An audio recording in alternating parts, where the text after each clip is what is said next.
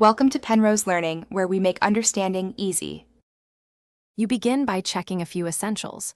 Confirm your mobile data plan has tethering and verify the phone's APN matches your carrier.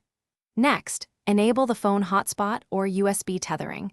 Use the USB option for speed and stability. Once done, connect the phone to the PC with the original cable and accept any trust prompts on the device.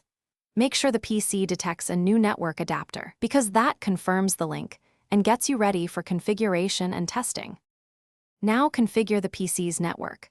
Open Network Settings and locate the mobile adapter. Set IP and DNS to automatic if you want plug-and-play. If you prefer control, assign a static IP and main DNS, then test connectivity with a browser. Once done, disable other Wi-Fi adapters or VPNs that could interfere, because that prevents routing conflicts. If using hotspot, secure it with WPA2 and a strong password. For USB, ensure the adapter driver is current to maintain throughput and avoid intermittent drops. Finish by optimizing and safeguarding the connection.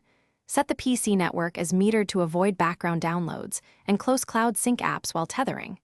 If speeds are slow, switch between hotspot and USB tethering to compare. USB usually gives lower latency.